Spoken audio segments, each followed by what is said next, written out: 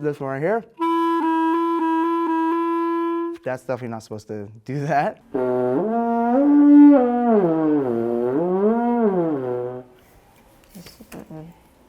That's not how it should sound. It's like, no.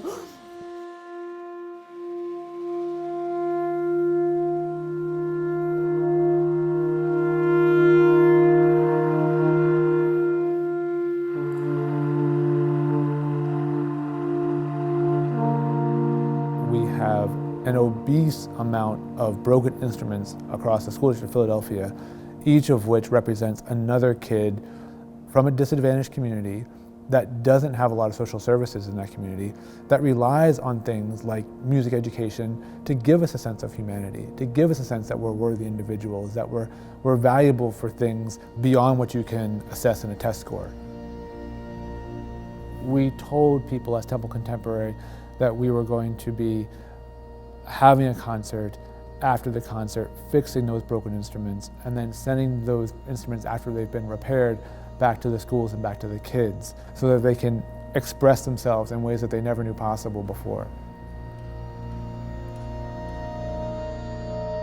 It's such a beautiful and powerful and simple thing that we do as musicians. And it's such an act of faith. You know, you have to believe in advance that coming together can make something powerful before you have the power to come together and make something beautiful. You know, you have to know that in advance or you won't do it. It was because of what I saw in David as a composer that I wanted to invite him to become the composer for this project.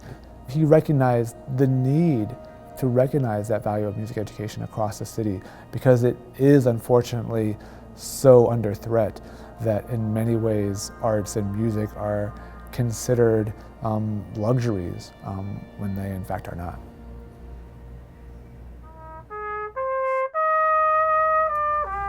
It was a fun process. Temple Contemporary brought in these instruments from all over the school district, and we cataloged them according to their level of woundedness, and we developed a triage system which ranged from black being dead to green being semi-functional, walking wounded instruments.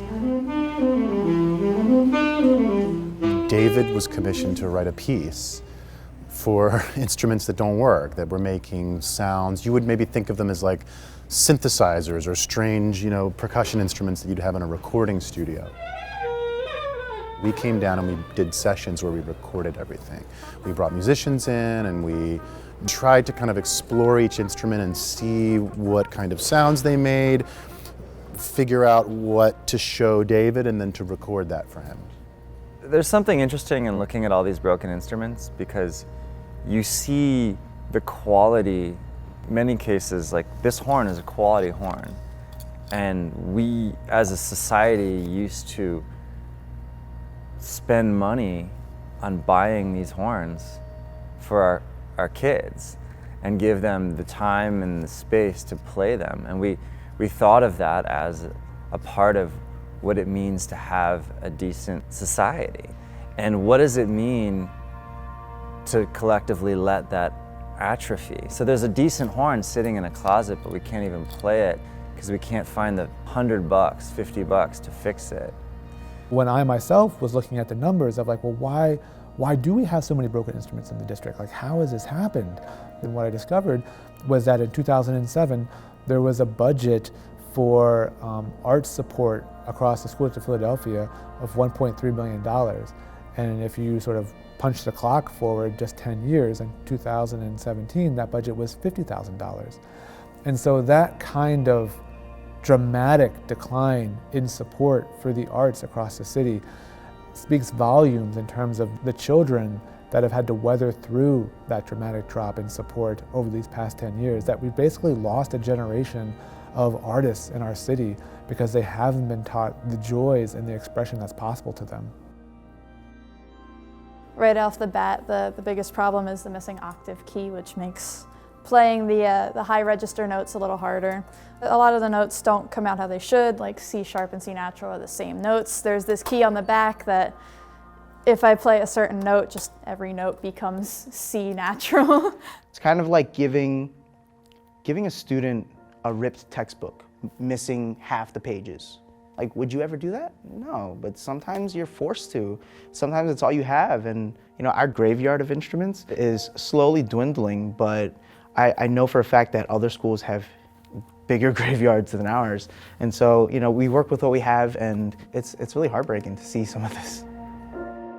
The band room here has become like my little getaway. If some schools don't even have that chance, like that place to go to, or like somewhere where they feel safe, it's horrible.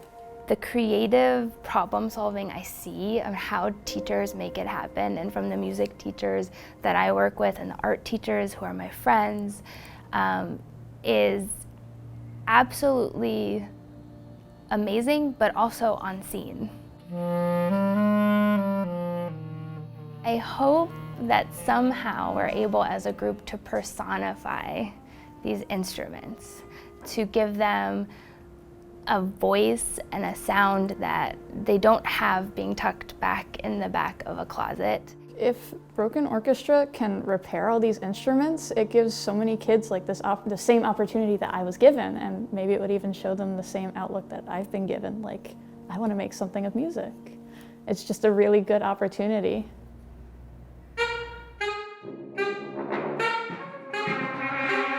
My first rehearsal, leading up to it, I had been, kind of exploring my instrument and wondering, gee, it doesn't hold a tune for longer than just a few minutes, and then it begins to slip, and I can't even make any notes. There's no fretboard. So I was kind of wondering, what the heck am I going to do? A tap on the instrument was okay, and that like this counts as playing some of the instruments that don't make tones. I really started to understand what some of the cues meant and how it fit together, and how it was meant to kind of purposely not fit together. Playing with my students in this concert, they understand the situation, and they understand why it's important that we do this concert, why it's important for music education as a whole.